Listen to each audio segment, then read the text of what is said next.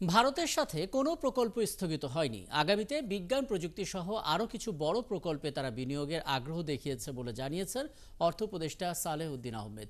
সকালে সচিবালয়ে ভারতীয় হাইকমিশনার প্রণয় ভার্মার সাথে সাক্ষাৎ শেষে কথা বলেন অর্থ উপদেষ্টা। চলমান কিছু প্রকল্পের ঠিকাদাররা ভারতে চলে গেলেও দ্রুতই তারা ফিরে এসে কাজ শুরু করবেন বলে জানিয়েছেন হাইকমিশনার।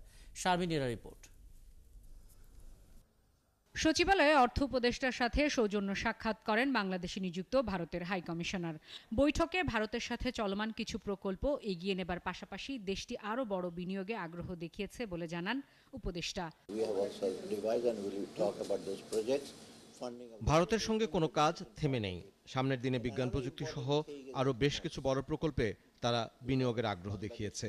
ভারত থেকে 3বার এলওসির মাধ্যমে $736 কোটি ঋণ পাওয়ার কথা ছিল, যার মধ্যে $180 কোটি পাওয়া গেছে।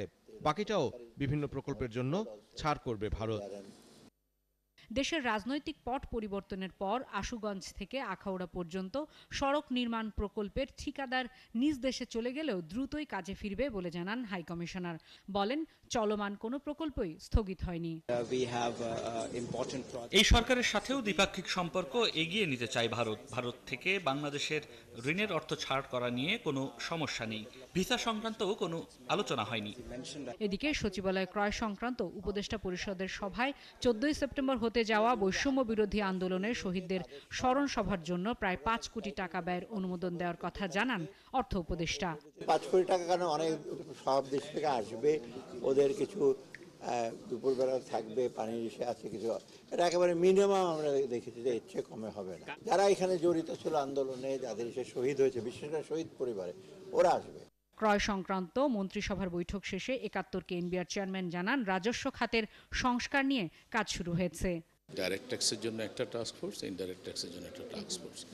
সেখানে আমার মেইন ফোকাসটা কী হবে, আমরা সেগুলো নিয়ে কাজ করছি। ট্যাক্স এক্সপেন্ডিচার কীভাবে কমানো যায়, ট্যাক্স নেটকে কীভাবে বাড়ানো যায়, এটা আমাদের টাস্ক ফোর্সও কাজ করবে। আর বিভিন্ন অন্যরা যারা আছেন স্টেক হোল্ডার, তারাও তাদের মতো বিভিন্ন রিকমেন্ডেশন টাস্ক ফোর্সকে দেবে।